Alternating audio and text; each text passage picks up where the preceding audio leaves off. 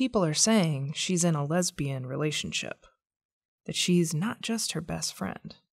You know, they live together. See, talk doesn't last long before someone feels the need to take action. My Outlook calendar chimed with a new invitation, a calendar invite for a meeting with the pastor, my boss. The youth director and pastor don't meet one-on-one, so this must have been extra special, or extra terrible.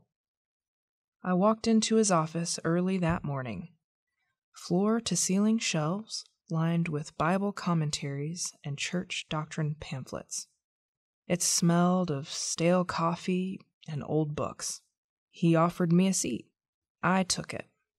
My pale skin fading into the mahogany leather chair, wondering how a chair could be so cold on a hot summer day in Georgia. He was visibly uncomfortable. I wasn't going to save him from the silence. I knew why we were there. I had ears, after all, and walls talk. He shifted in his seat, trying unsuccessfully to determine where to put his hands until finally folding them neatly in his lap. "Now, Lindsey," he said, "I don't mean to make you uncomfortable, but it has come to my attention that some of the members of our church are concerned about you." Here it came. The conversation I knew was happening around me, but never with me. About me, but never to me, until now. The walls of his office edged closer to me, the light from the 2 heavily curtained windows disappearing and the air thickening with dread.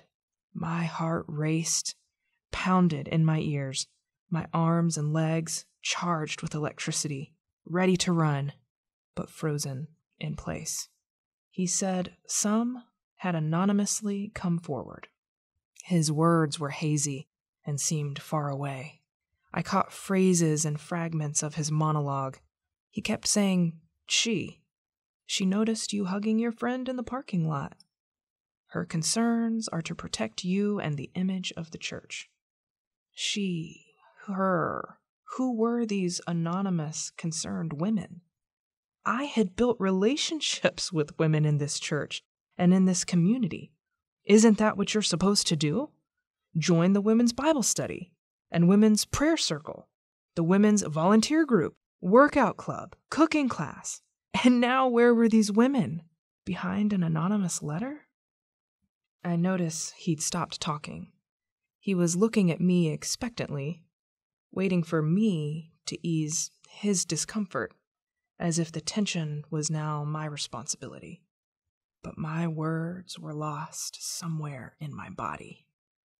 My breath shallow and insufficient for a response. I managed to mumble something like, "No, we're not in a relationship. She's just my best friend." He relaxed noticeably, sitting back and crossing his ankle over his opposite knee, like his job here was done. The damage was done. I moved away from that town about 8 months later. Lost just about everything as we headed out of town. My job, my house, all of my professional contacts, and friends. Friends who told us we acted too gay together. And they just didn't have any space for that in their lives. I didn't even know that day in the pastor's office that I was in love. Fear has a way of doing that, covering over the beauty and the magic with paralyzing distress. You can't look into your best friend's eyes and see that she's falling in love with you too, when you're looking over your shoulder in a small southern town. But the beauty and magic was not lost. We didn't know then, but my love and I were on a journey of knowing, of becoming, of coming out. What started in me as unspeakable anger soon revealed itself as deep grieving. Grieving for the life, the community, and the belonging I once knew. Oh, I wanted to be angry forever. It was strong and impenetrable, which was better than feeling exposed. and vulnerable. But grief crept in anyway and had its way with me. See, anger is a fine reaction, but a poor companion. So I grieved. I grieved through the unbearable hurt, the betrayal and the loss, powerlessness and the forsaking. I grieved. So we packed up a U-Haul and headed west, like those old country and western movies, but without the country music. My girl hates country music. We drove through the tree-lined South and across the plains of the Midwest.